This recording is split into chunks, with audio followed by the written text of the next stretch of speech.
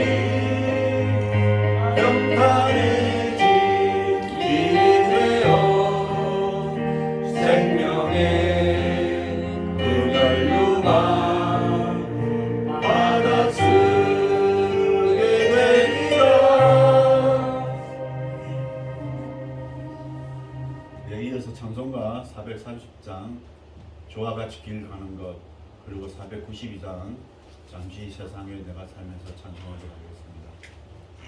먼저 430장 주와 같이 길 가는 것 찬송하도록 하겠습니다.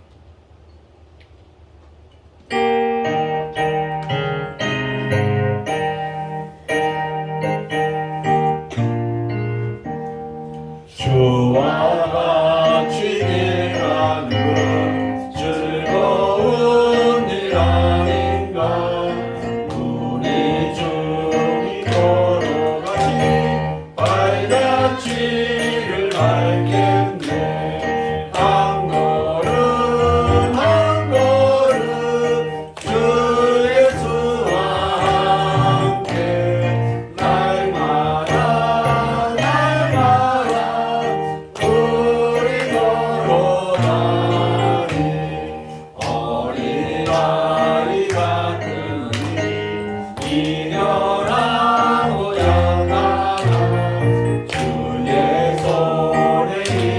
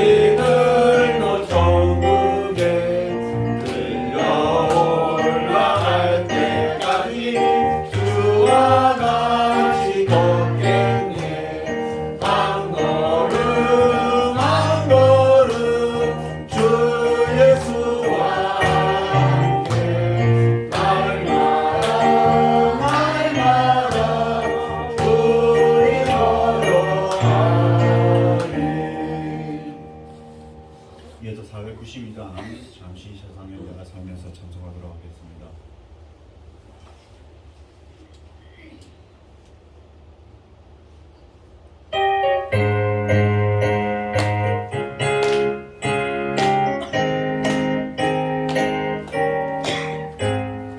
잠시 세상에 내가 살면서 항상 찬송 부르다가 나의 영으로 오라 하시면 영광 중에 나아가리 열린 천국문 내가 들어가 세상 짐을 내려놓고 지나면 유방 받아 쓰고 주와 함께 길이 살리 꿈을 골짜기 걸어오면서 나의 갈 길 가다보니 주의 품 안에 내가 안기요 영원토록 살리라 열린 천국문 내가 들어가 세상 짐을 내려놓고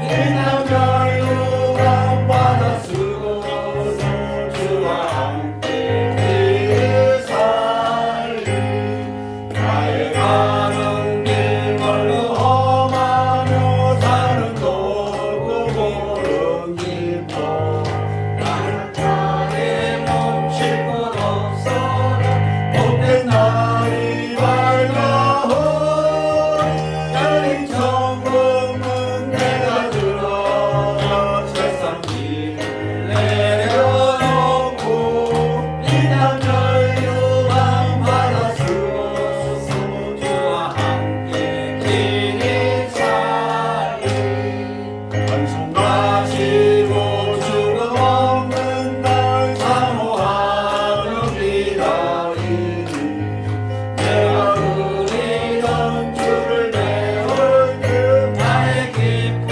넘치니 열린 천국문 내가 들어가 세상 짐을 내려놓고 빛나면 유감 받아 쓰고 주와 함께 길이 살리 사도신경으로 지난 고백하겠습니다. 전능하사 천지를 만드신 하나님 아버지를 내가 믿사오며 그 아들 우리 주 예수 그리스도를 믿사오니 이는 성령으로 잉태하사 동정녀 마리아에게 나시고 본디오 빌라도에게 고난을 받으사 십자가에 못 박혀 죽으시고 장사한 지 사흘 만에 죽은 자 가운데서 다시 살아나시며 하늘에 오르사 전능하신 하나님 우편한 자 계시다가 저리로서 산자와 죽은 자를 심판하러 오시리라.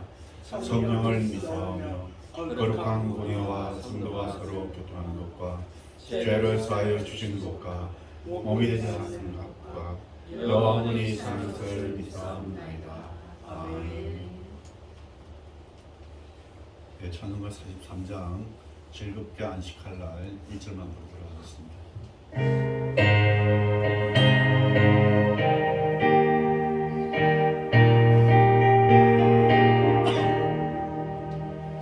즐겁게 안식할 날 반갑고 좋은 날 내 마음을 경쾌하니 즐겁고 기쁜 날 이 날의 천한 만민 아버지 앞에서 참되신 삼위일체 다 찬송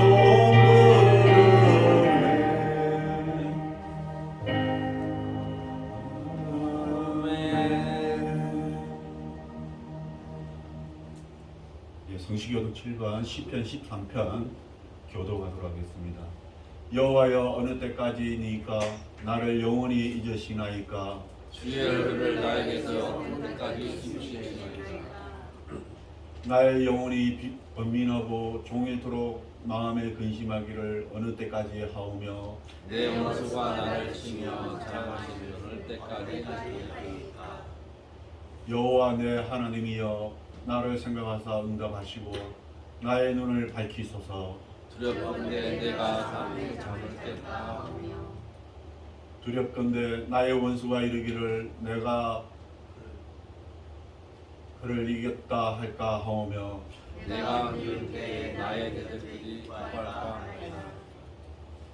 나는 오직 주의 사랑을 의지하여 싸우며 나의 마음에 주의 구원을 기뻐하리라.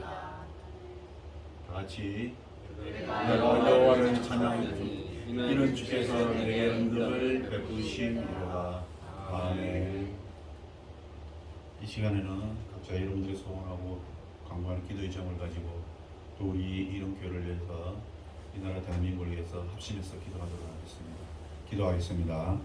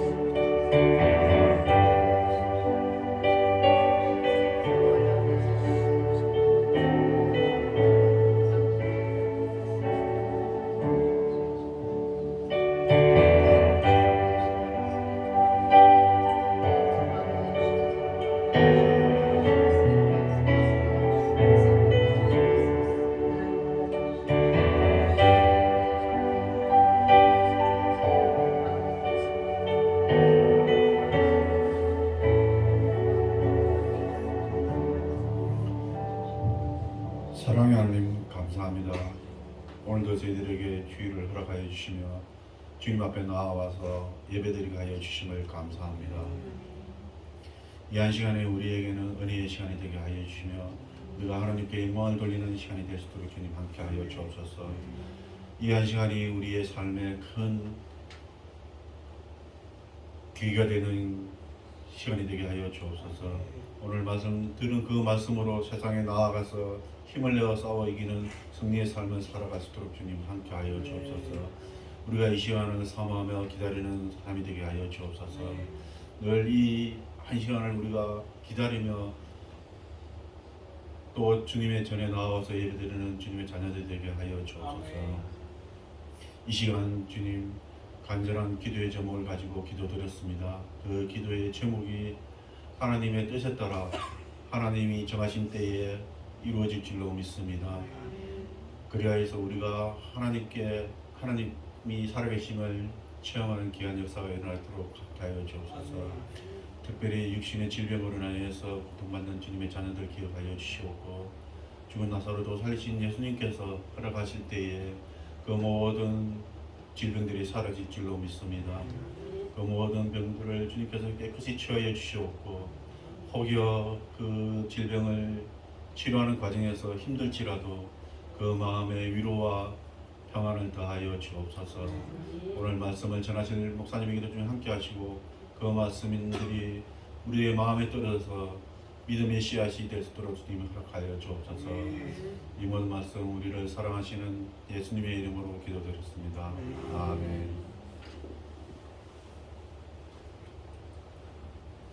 찬송 288장 예수를 나의 구주 삼고 찬송하도록 하겠습니다.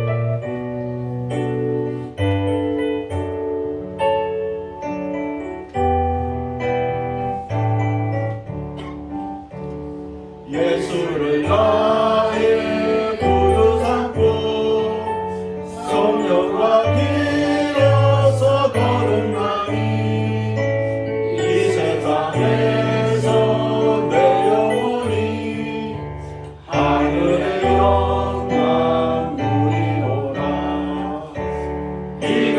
이것이 나의 간증이요 이것이 나의 찬송일세 나 사는 동안 끊임없이 그를 찬송하리로다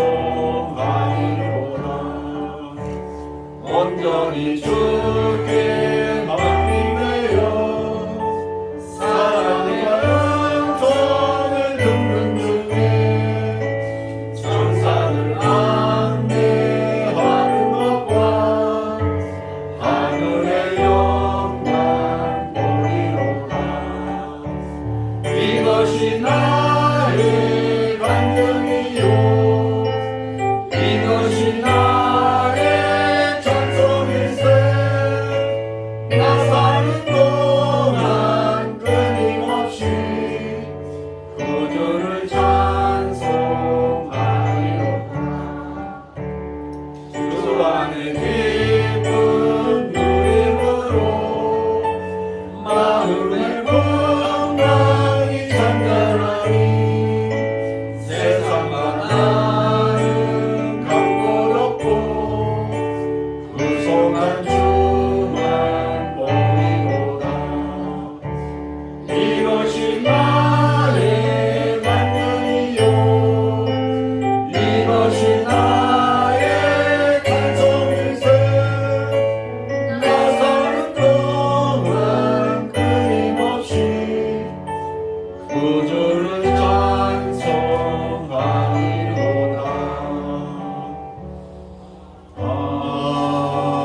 아멘. 네, 하나님의 말씀 마태복음 5장 9절 저와 여러분들의 한 목소리를 읽겠습니다. 시작. 화평하게 하는 자는 복이 있나니 그들이 하나님의 아들이라 일컬음을 받을 것이며 아멘. 네, 이소호 목사님 나오셔서 화평하게 하는 자라는 제목으로 말씀 전하도록 하겠습니다. 많은 은혜 받으시기 바랍니다.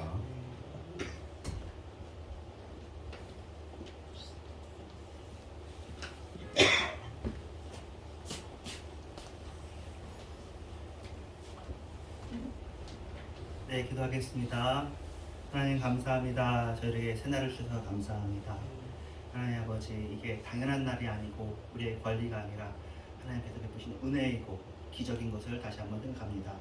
우리에게 새날을 주셨사오니 이 새날도 특별히 오늘은 주일로 예배드리는 날로 모여서 이렇게 한 시간을 따로 띄어서 정한 시간과 정한 장소에 또 함께 마음을 나누는 사람들끼리 이렇게 예배를 드립니다.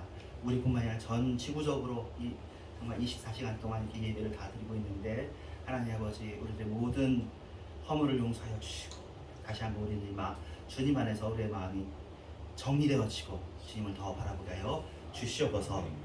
감사하고 예수님의 이름으로 기도합니다. 아멘. 예, 저희들이 이제 산상수훈을 보고 있는데 팔복을 보고 있는데 새해 들어서 작년에는 설교를 좀 짧게 하려고 해서 조금 짧아졌다가 자꾸 길어져가지고 예배가 12시 넘어서 끝나고 해서 오늘은 이제 준비한 거는 조금 지난번보다 몇 페이지가 더 작은데 어떻게 될지 모르겠습니다. 최대한 넘어가지 않도록 해보겠습니다. 본문은 이겁니다. 화평하게 하는 자는 복이 있나니 그들이 하나님의 아들이라 일컬음을 받을 것이며 그렇게 되어 있습니다. 이거 말할 때는 사실은 듣는 사람들이 하나님의 아들이라 일컬음을 받는다는 말에 대해서 몰랐을 거예요. 왜냐면은 그 구약에서 하나님의 아들은 그냥 그거거든요.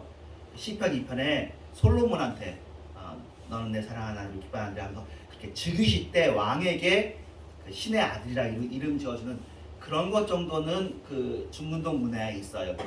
이스라엘뿐만 아니라 그 이집트도 그렇고 그 왕이 신의 대리자다 그런 의미가 있으니까 그렇게 생각했지. 지금 우리가 하나님의 아들이라 우리가 서로 하나님의 자녀들이라 얘기하잖아요. 그런 의미 정도의 이해는 이분들한테 없었을 겁니다. 그렇지만 예수님이 또 본인이 사실은 하나님의 독생자시잖아요. 그런데 이 이야기를 해줬다는 것은 참 대단한 일이죠. 그리고 그들이니까 예수님은 독생자잖아요. 모노게네스거든요. 홀로 나신 자인데 우리는 복수인데 그래서 이 이야기는 여러분에게서 여러분이 기억했으면 좋겠는데 내 아버지 곧 너희 아버지, 그러니까 예수님과 하나님과의 관계는 단수로 이렇게 됐고, 그렇지만 너희의 우리가 공동체로서 교회로서 우리가 하나님을 아버지가 부를 수 있도록 어떻게 보면 예수님에게만 전적으로 있는 그 은혜와 축복을 우리한테 사실 나눠주신 거죠. 나눠주신 거예요. 근데 여기서 우리가 또 주의해야 되는 건, 그럼 그렇다고 우리가 성부, 성자, 성령이 삼위일체인데 우리가 그 삼위일체 안에 들어가느냐? 그렇진 않죠. 그래서 이것에 대해서는 자주 얘기하니까 여러분이 머릿속에 기억하고 정리가 되고 아마 있을 텐데, 그 하나님의 속성 중에 공적 속성이 있고 비공적 속성이 있잖아요. 그 전달적 속성, 비전달적 속성이라고 하게 되는데, 하나님의 속성 중에 우리하고 같이 공유하시는 할 수 있는 속성이 있어요. 지혜, 지식, 선, 사랑, 영성, 의, 진실, 주권 이렇게 가지고. 그러니까 근데 성경에 나오는 대부분이 그런 것들이죠. 너희 우리 뭐 거룩하라, 지혜로워하라, 뭐 진실하라, 의로워하라 하는 이런 것들은 우리에게 하나님께서 전달해 주려고 해요. 공유해 주시려고 해요. 근데 비공적성은 절대 불변 무한 유일 해가지고 딱 느낌 들어도 신적인 영역에 속한다는 거잖아요. 절대적이시고 불변하시고 무한하시고 유일하신 것은 이건 삼위일체 내에 딱 전유적인 거거든요. 우리는 절대 하지 않아요. 천국에 가서도 마찬가지고 우리가 불변하지도 않고 무한하지도 않고 우리는 하나님으로부터 무례해서 그것들이 이제 덧입는 거죠, 영생을. 요거까지만 우리가 본문 보면서 하면 되고, 이제 설교에서는 화평하게 하는 부분에 대해서 좀 더 설명하겠습니다. 샬롬이라고 되어 있어요. 샬롬. 요새도 샬롬이라는 인사 많이 하고, 여러분이 다 알고 있죠. 더 정확한 원어 발음은 샤가 돼야 돼요. 샤. 네, 신 이렇게 되어 있거든요. 히브리어 글자가 달라요. 이렇게 생긴 글자인데 왼쪽에 점이 붙고 오른쪽에 점이 붙고 이렇게 해가지고 그렇게 되는데, 아무튼 샬롬이지만 뭐 샬롬이라고 해도 되고, 이게 안녕이라는 뜻입니다. 우리나라 말 안녕이랑 아주 비슷해요. 근데 우리나라 말 안녕도 이게 건강을 포함하는데요. 여기도 샬롬이 건강을 포함하고 부요를 포함해서 영적인 의미라기보다는 보다 총체적인 의미다. 그것을 많이 강조합니다. 샬롬이 있어요. 그래서 화평케 하는 거하고 샬롬하고 관련이 있어요. 평화하고. 자, 완전하다, 건전하다, 완성하다, 마치다, 회복하다, 보답하다 이런 의미를 가지고 있다고 합니다. 샬롬은 무슬림들끼리 샬롬을 써요. 예. 아랍 사람들도 샬롬이라는 단어를 이렇게 비슷한 지역이니까 쓰더라고요. 예. 그래서 그리고 무슬림들도 구약의 일부분들을 공유를 하거든요. 예. 여러분 아시는 것처럼 이스마엘의 자식들이고 이삭의 자식들이고, 예. 이스마엘이 또 심지어는 이제 아브라함이 제물로 바칠 뻔했다 그런 얘기가 돼 있으니까 굉장히 가까운데 형제간에 지금 어려움이 있지만 하나님께서 그들도 변화시키시고 진리하면서 하나가 되게 하시길 바라요. 그들도 인사말이 샬롬이에요. 자, 에이레네는 잘 안 쓰시죠? 에이레네는 헬라 말로 샬롬의 번역어예요. 에이레네 에가 장모인데 이게 평안하다 그런 뜻입니다. 자, 이게 결합하다는 뜻의 에이로에서 나왔다고 그래요. 그래가지고 평화, 번영, 하나가 됨, 고요, 안식, 다시 하나가 되다 이런 뜻이 평화라는 뜻입니다. 그래서 제가 이번에 이제 준비하면서 본 게 회복하다라는 것들은 우리가 잘 생각을 못 하잖아요. 그러니까 평화라는 거에서. 근데 회복하다, 보답하다가 있고 여기도 다시 하나가 되다 그런 뜻이 있는 걸 보면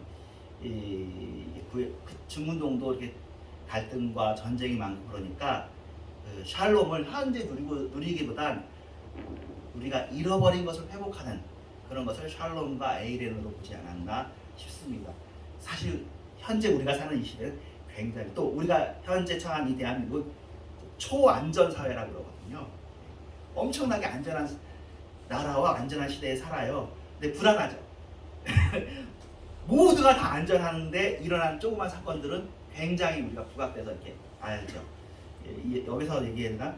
그 네이버라고 여러분 이제 그 인터넷 회사가 있잖아요. 네이버 포털에 보면은 옛날 신문을 저장을 해놨어요. 그래서 여기 계신 분들이 다 1960년대, 50년대, 70년대, 80년대 다 사셨잖아요. 여러분 사시면서 몰랐지만 70년대, 80년대 뉴스는 신문은 50년대 뉴스들도 있어요. 신문이 다 저장돼. 거기에 보면 야 우리가 얼마나 험악한 시절을 살았는지를 가끔 알 수 있어요. 네, 살인, 납치, 유괴, 방화 어마어마한 일들을 우리들이 있어요. 우리가 그 일을 내가 안 겪고 주변에서 안 겪고 지나와서 우리가 생존자들이잖아요. 그래서 지금 와서 지금보다 옛날이 더 좋았다 얘기하지만 우리가 살아왔던 시대가 범죄가 많은 시대를 우리가 살았더라고요. 어려운 시대를 우리가 살아왔습니다. 근데 잊어버린 거죠. 또 옛날은 추억이 좀 보정이 되니까 이건 다 당연하고 좋은 일이에요. 그래서 지금 우리가 살고 있는 시대는 사실은 모든 사고율이 좀 많이 줄어들어 있어요. 교통사고 사망률도 줄어들어 있고 막 그렇습니다. 근데 그럼에도 불구하고 기대치에 비해서 아직 덜 줄어들어 있는 게 있고 또 뜻하지 않은 갈등들이 있어서 그게 문제지. 사실은 아주 우리가 행복하고 만족하면 즐거워하며 살고 감사하며 살아야 되는데 이게 잘 안 되고요. 근데 우리만 그런 게 아니라 우리보다 먼저 갔던 선진국들이 다 그래요. 유럽도 그렇고 미국도 그렇고 주로 이제 선진국들이 거기 있잖아요. 거기도 잘 살면 잘 살수록 불만이 증가하는 그런 모순이 발생하는데요. 자 봅시다. 갈등들이 있습니다. 평화의 반대말이 사실은 전쟁인데 그 전쟁이 없는 상태가 사실은 평화예요. 근데 그 일상생활에서 지금 현재 당장 전쟁을 떠올리는 것보다는 갈등이 현재 선진국 우리나라 같은 상황에서는 갈등이 거의 전쟁에 준하는 부딪히는 거죠.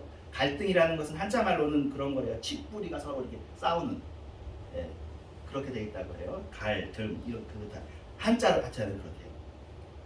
세계 갈등 지수라는 게 있어서 이번에 좀 조사를 했어요. 여러분들도 검색하면 나와요. 이걸 성경에 있는 건 아니지만 요새 우리를 알아보기 위해서 혹시라도 좀 도움이 될까 싶어서 보십시다. 2021년 2년 전이네요. 영국의 킹스 칼리지에서 28개 국가 시민들에게 설문조사를 했습니다.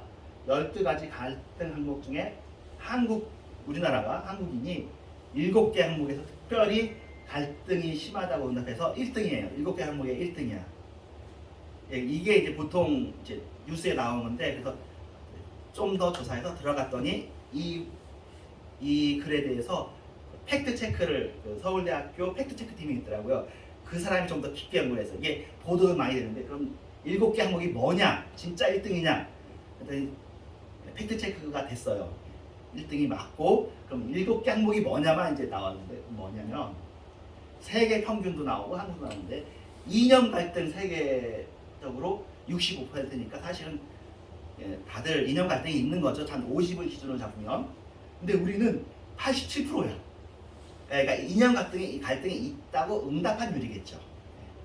있다고 응답한 사람이 100명이면 87명이 우리는 이념 갈등이 있어. 이른바 좌우파 갈등 그런 거죠. 1등이야 전 세계에서. 두 번째 빈부 갈등. 빈부 갈등도 세계가 시달리죠. 근데 우리는 91%가 있다고 그래요. 힘들다고 그래. 1등이야.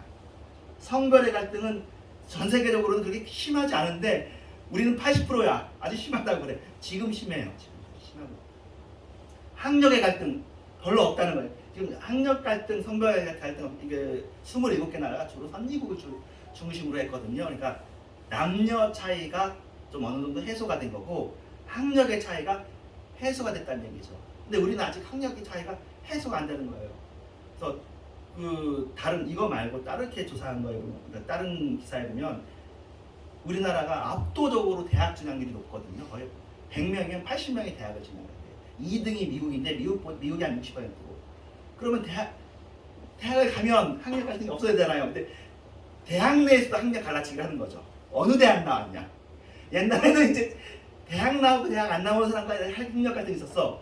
이제 대학을 80% 가. 그러면 행복해야 되잖아요. 우리가 다 그렇게 하려고 애들 다 대학 보내고 있는데 야 어느 대학이야.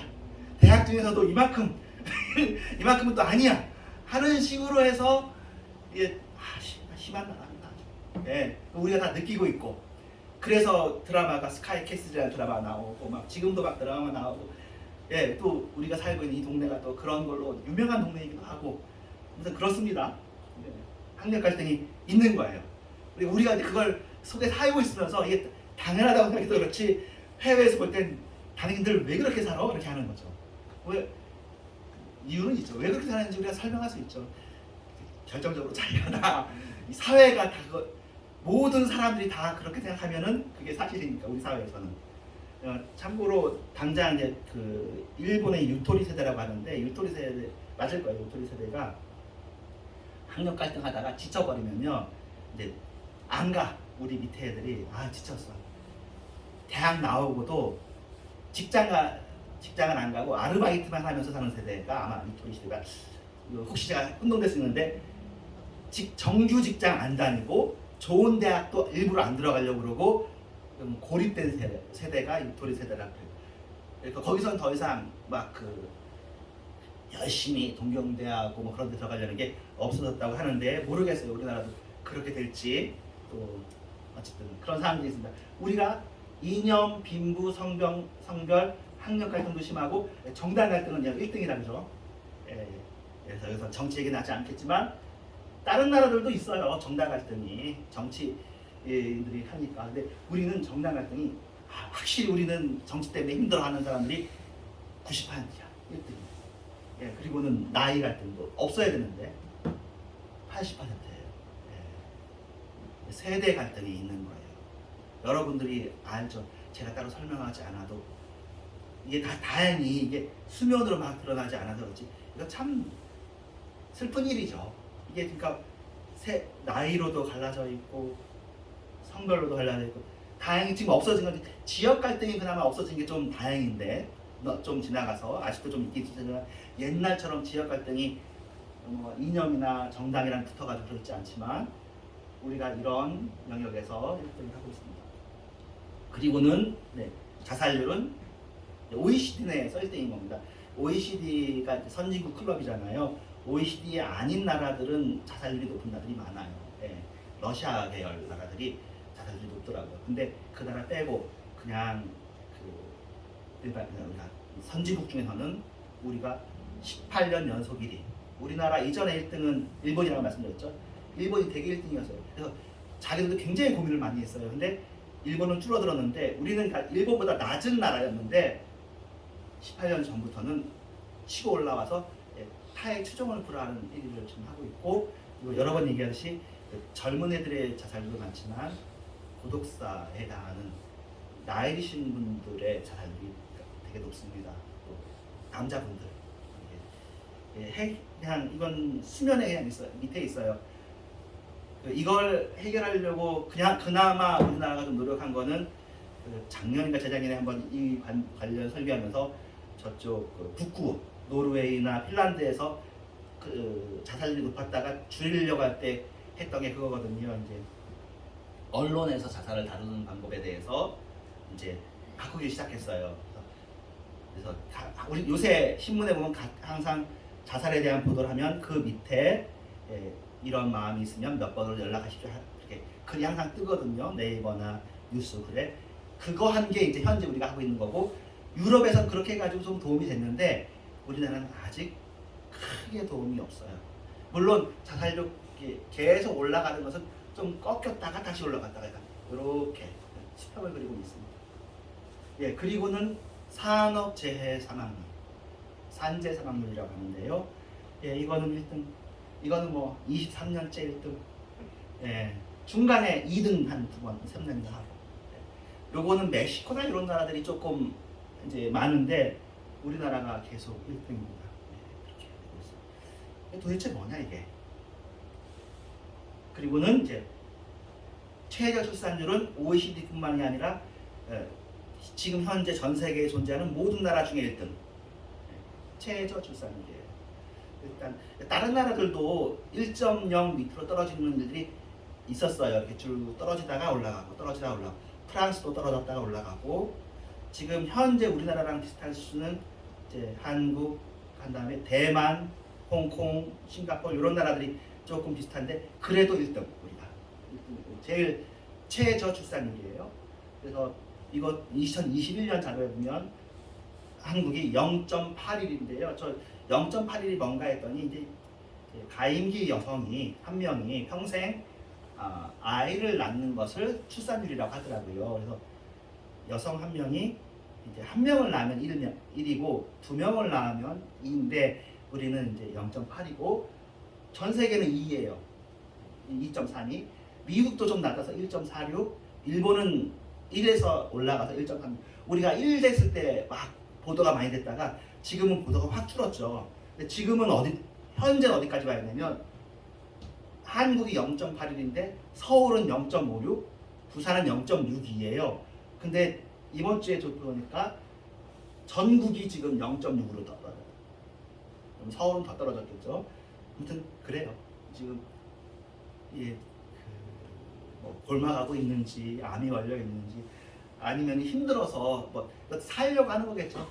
어떻게든 살려고 이렇게 하는데 이런 상황 속에 있습니다. 갈등이 이런저런 갈등들이 있고 자살도 하고 사망도 있고 수장도 있고.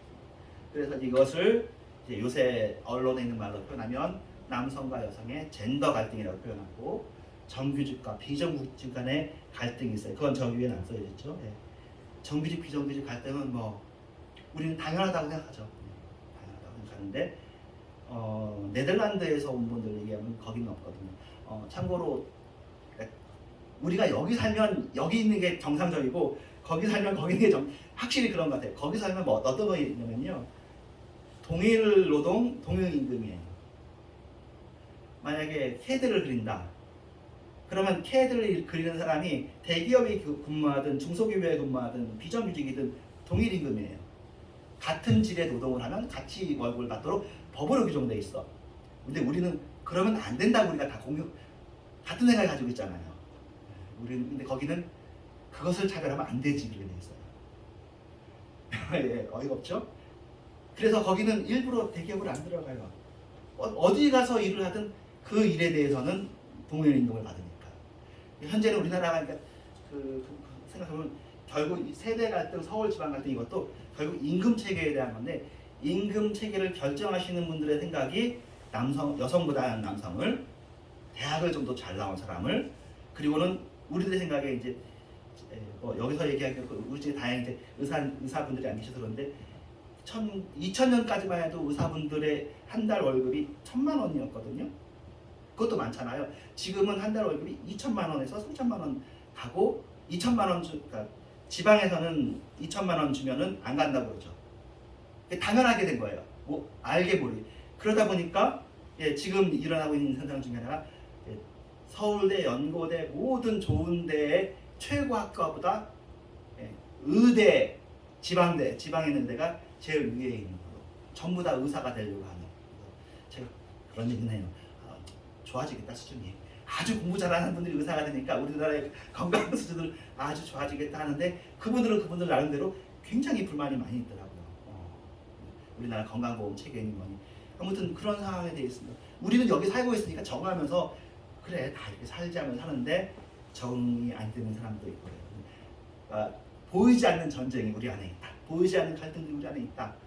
근데 우리가 그냥 감수하며 살다 보니까 여러분들이 그냥 그렇지 뭐 세상 사는 게 다 이렇지 하면서 그냥 살고 있는 거예요.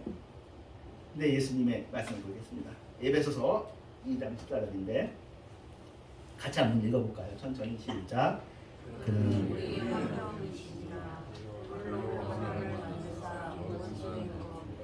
중간에 막힌 담을 자기 형제로 하시고 이는 이 돌로 자기 안에서 새 사람을 지어 하나가 하시고 또 십자가로 이 둘을 한 몸으로 하나가 화목하게 하려 하십니다. 확실히 우리가 예수님의 세계로 성령의 세계로 들어오면 뭔가 다르죠. 이 세상하고 다릅니다. 여기 보면 원수 되었던 것을 하나가 되게 하시고 심지어 하나님과 원수가 되었던 것도 하나가 되게 하신다고 그렇게 말씀하셨습니다. 새 사람을 지어서 화평하게 하신다. 그리고 더구나 우리가 알잖아요. 이 화평은 사람들 사이에 일시적인 평화가 아니라 근본적인 평화인 거죠. 물론 우리가 또 역사를 통해 경험해왔지만 교회 안에서 이 화평이 자주 깨집니다. 교회가 또 여전히 인간으로 이루어진 공동체라 하나님의 영이 주장하지 않고 사람의 욕심 주장하면 깨어지기도 하죠. 하지만 이 화평을 가지고 애를 쓰고 화평에 대한 이야기가 전해지는 공동체가 현재 우리의 공동체고 예수님께서 이 일을 이루시고 이 일을 우리 안에서 지금도 회복하시려고 이 평화를 화목을 회복하시기 위해서 샬롬과 에렌을 주시기 위해서 우리에게 오늘도 이 시간에 말씀을 통해서 깨닫게 해주십니다. 자, 마태복음 5장 43절부터 45절 제가 읽겠습니다. 내 이웃을 사랑하고 내 원수를 미워하라 하는 것을 너희가 들었으나 나는 너희에게 이르노니 너희 원수를 사랑하고 너희를 박해하는 자들을 위해서 기도하라. 이렇게. 예, 이거는 실제로 진짜 이거는 유일하게 기독교에 있는 이야기예요. 원수를 사랑하라. 예. 아까 우리하고 아주 비슷한 그 이슬람교 있잖아요. 이슬람교에서는 원수를 사랑하라는 메시지에 대해서 거부 반응을 일으킵니다. 원수를 사랑하라는 것은 공의에 대한 부정으로 여깁니다. 우리는 그런 의미에서 공의도 우리가 전혀 놓치는 그 원칙이 아니거든요. 하나님은 공의와 사랑을 둘 다 이루기 위해서 십자가를 지셨다고 그러죠. 그래서 죄에 대한 것을 십자가로 허무시고 죄인에 대한 것을 그 원수를 사랑하는 것이 그래서 이런 거예요. 원수를 어떻게 사랑해야 되냐면 그럼 원수가 회개하지 않으면 어떡하냐? 그러니까 내 마음에선 그 원수를 사랑하되 회개하지 않는 원수가 천국 가고 그런 건 아니죠. 그건 그들과 하나님과의 관계에서 다시 내가 그들을 심판하지 않고 내가 그들을 갚지 않는다는 의미에서 내가 원수를 사랑하는 거예요. 그래서 원수를 사랑하는 말을 다르게 말해서 원수를 축복하라고 하거든요. 그래서 원수가 지옥 가기를 원하지 말고 저주 받기를 원하지 말고 하지만 그가 그대로 있으면 회개하지 않으면 그는 그가 받을 응분의 보상을 받는 것으로 우리는 정리가 되어 있습니다. 그래서 원수 갚는 것은 누구에게? 하나님께 있는 거예요. 근데 이게 굉장히 우리를 독특하게 하는 거죠. 이렇게 하는 것도 쉽지가 않아요. 원수 갚는 것을 주께 맡기는 게 너무너무 힘든 일입니다. 왜냐하면 또 원수 주님께서 안 갚아줘요. 잘 빨리. 그게 문제지. 원수 갚는 걸 주님께 맡겼을 때 주님이 바로바로 갚아주면 다 하지. 근데 생각보다 기다려야 되는 시간이 깁니다. 정말 깁니다. 구약에도 얘기하고 뭐 신약에도 그러면 초대교회 200년 동안 교회를 핍박한 사람들이 로마의 황제들이었는데 최소한 200년간은 참으신 거예요. 교회도 참고 계속 핍박을 받은 거죠. 그런 거 보면 그 주님께 맡기는 것에 대한 게 얼마나 힘든 일인지를 우리가 알 수 있는데 또 너무 우리에게 감당한 시험을 하고 가신다고 하셨으니까 여러분들에게 그런 원수가 있으면 여러분에게 힘든 걸 감당한다는 게 쉬운 거면은 감당 뭐 그런 말을 안 쓰잖아요. 근육 훈련을 할 때도 그 헬스를 하는 사람들 얘기가 근육이 찢어질 만큼 운동을 해야 그게 제대로 된 운동이래요. 그냥 아주 쉽게 운동하는 것은 근육을 키우지 못한대요. 하나님께서 그렇게 하시는 것 같아요. 여러분에게 원수를 주실 때 여러분이 힘든 만큼을 주세요. 힘든 만큼. 믿음이 아무리 좋아져도 힘든 만큼 주세요. 여러분의 마음의 근육이 찢어질 만큼 아프다고 느낄 만큼을 주시고 그렇게 우리가 넘어가게 하시는 것 같거든요. 만만하진 않습니다. 그러니까 예를 들면 신앙이 1년이고 20년이면 아무래도 1년보다 20년이 더 좋잖아요. 20년 된 사람도 힘들어. 그 상황이. 10년 바울도 여기 이제 나중에 이번에 언급하진 않지만 알렉산더와 호메네오 이런 사람이 성경에 써 있습니다. 그 사람들이 이제 바울을 배신하고 떠났는데 그것이 바울이 힘들어. 그런 이야기를 씁니다. 바울이 그런 거 안 힘들어야 되잖아. 평안하니 그러거나 말거나 해야 되는데 힘들게 상황은 안 됩니다. 그러니까 여러분이 지금 힘들다고 해서 여러분 믿음이 없는 게 아니라 그냥 하나님의 방법이 그런 거예요. 그런데 그것을 내가 갚는 것이 아니라 주께 갚겠다고 씨름을 해야 되죠. 그렇게 마음을 먹는 것 자체가 굉장히 귀한 일입니다. 기적 같은 거죠. 너희 원수를 사랑하고가 그런 거예요. 그리고 사실은 원수에게 뭐 이렇게 원수가 줄이거든 먹이고는 사실 우리 기쁘죠, 솔직히. 원수가 줄이는 상황이 됐다는 게 너무 럭키한 거잖아. 원수가 제발 좀 줄였으면 좋겠는데 그러면 우리가 뭐 기꺼이 뭐 먹을 거 줄 텐데 안 줄여. 원수가 잘 사는 게 문제지 뭐. 원수가 더 잘 먹고 잘 살면 우리가 속상해요. 우리는 기꺼이 기독교인으로서 원수가 감옥에 가면은 찾아갈 수 있을 거예요. 감옥에 안 가는 게 문제지. 의외로 감옥에 잘 안 갑니다. 우리를 괴롭히는 사람들이 힘이 있으니까 우리를 괴롭히는 거 아니겠어요? 힘이 있는 사람들이 우리는 이 일이 정말 기도하면 바로바로 이루어지길 원하지만 잘 안 이루어져요. 잘 안 이루어지는 걸 감당하는 게 하나님께서 우리를 다루시고 훈련시키시는 것 같아서 이 부분에 대해서 여러분이 현실주의가 되시길 바랍니다. 안 되더라도 근데 그렇지만 현상적으로는 원수가 득세하고 기도가 응답되지 않는 것 같지만 우리는 뭘 믿어요? 현실을 보지 않고 말씀을 보는 거죠. 말씀에 원수가 무엇이 적혀 있다고 했으니 주님을 믿습니다.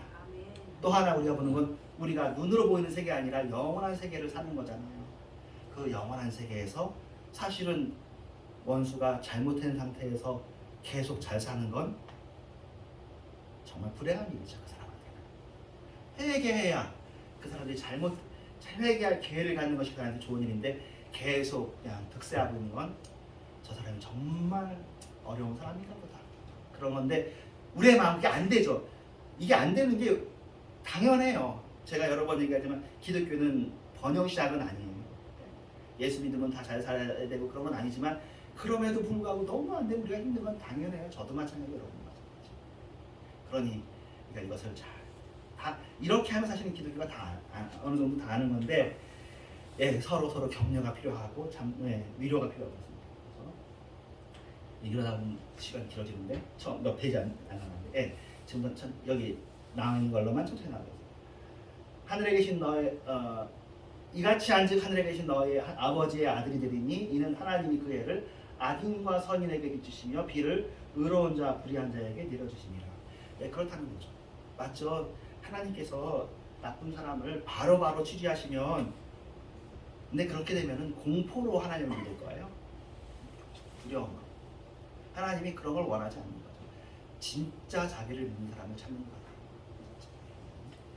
하나님께서 지금도 악인들이 예전에 얘기했죠.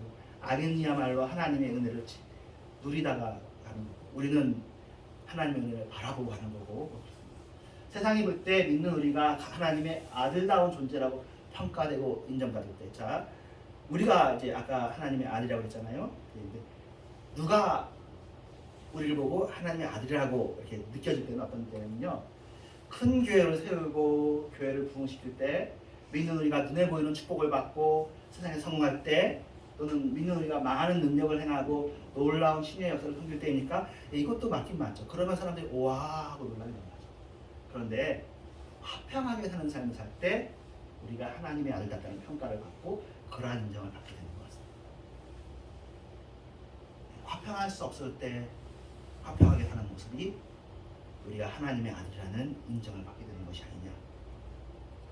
우리가 가는 곳에 분쟁과 갈등의 분위기가 줄어들고 사랑과 화목의 분위기로 바꿔질 수 있다면 이게 진짜 이게 성공이고 부흥이고 그렇다는 거죠. 그럴 때 세상 사람들은 우리를 보고 말합니다. 정말 저 사람은 하나님의 아들다운 사람이고 저 한 사람으로 말미암아 분위기가 달라지고 우리 놀랍다. 분쟁과 갈등이 심화되어 갈 때 세상에서 가장 필요한 사람은 어떤 사람입니까? 화평을 만드는 사람입니다. 여러분들은 화평을 만드는 사람이기를 원하십니까? 아니면 또 화평을 만들어 가고 계십니까? 이게 지금 이런 사람이 귀한 거죠. 십자군 사실은 아까도 이슬람 얘기했는데 이슬람이 이제 옳지 않다고 생각했기 때문에 십자군으로 말미암아 이렇게 들어갔을 때 우리 생각에는 하나님께서 십자군을 붙들어 가지고 이 예루살렘이거든요. 예루살렘을 회복한 것을 이어나가길 원할 거 아니에요. 근데 1차 십자군만 성공하고는 거의 실패해요. 한 200년 정도.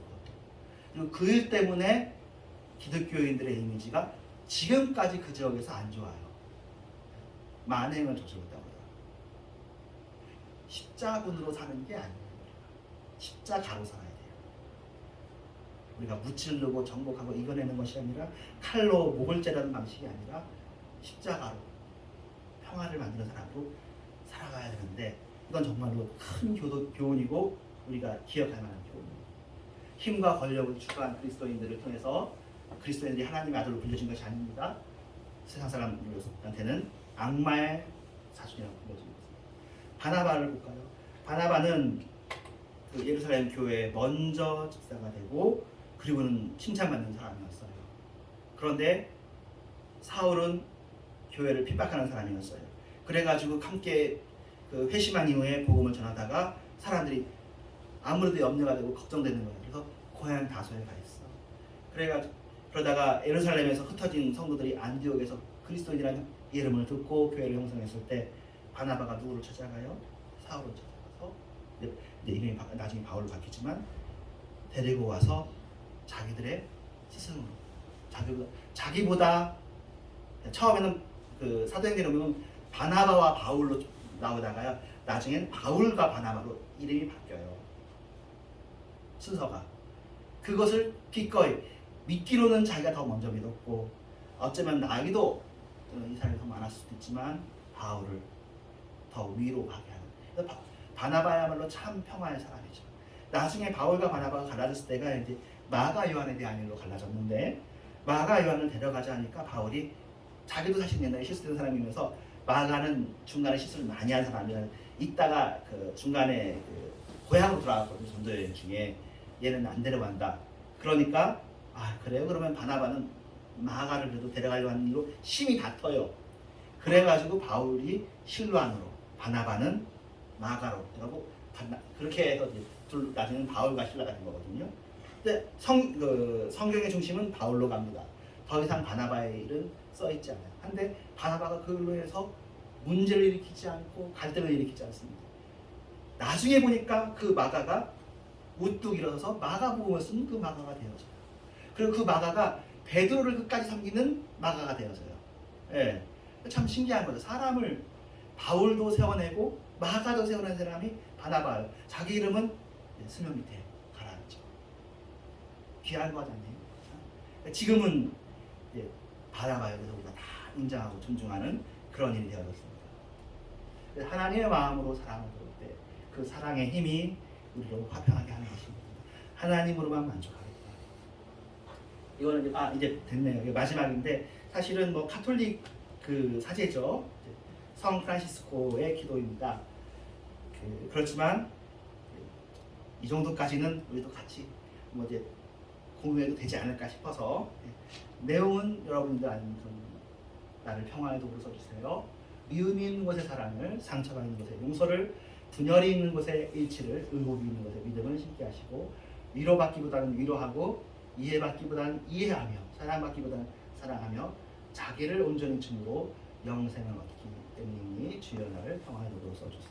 이게 좀 아마 그 찬송 프란시스코의 기도를 우리가 찬송으로 만들어서 교회에서 또 불렀잖아요. 그 찬송 가사를 이렇게 읽는 것 같은데 이렇게 원하는 것만으로도 여러분 이 세상의 갈등을 조장하고 갈등을 이용해서 이익을 얻고 하는 것보다 100% 낫습니다. 우리가 이것을 완전히 이룰 수는 없겠죠.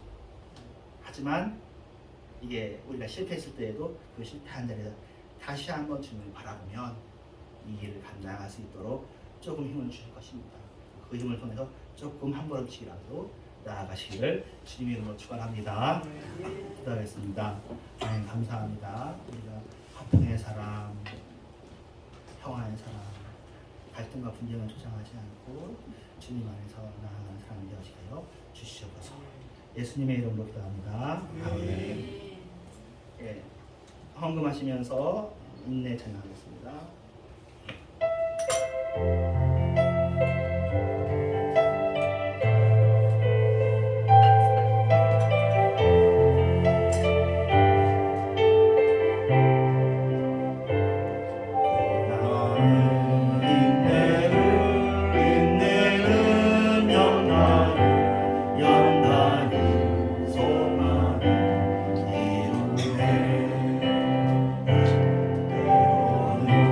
삶 속에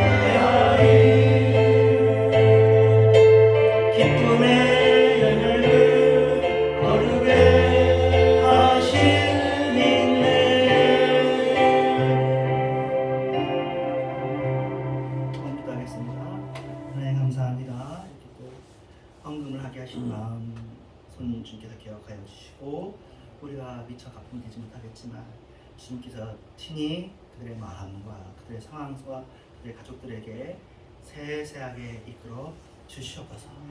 우리가 주님을 하나님으로 고백하고 우리의 모든 삶을 주님께 드립니다. 우리를 진행하시고 인도하여 주시옵소서. 예수님의 이름으로 기도합니다. 아멘. 네, 표회송 내 안에 가지 않게 하고 찬양합니다.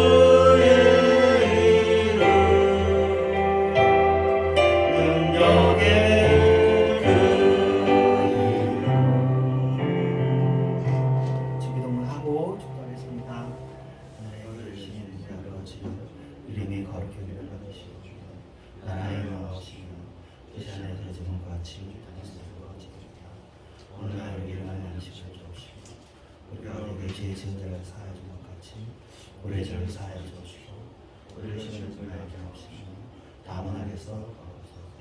내게 나라와 권세와 영광이 아버지께 영원히 있사옵나이다. 때가 참 지금은 교회만 여신 예수 그리스도의 은혜와 하나님의 사랑과 성령의 역사하심이 주님의 평안과 혹시 사랑하는 모든 분들 외와 이런 교회 위에 이제부터 영원토록 함께 계실지어다. 아멘.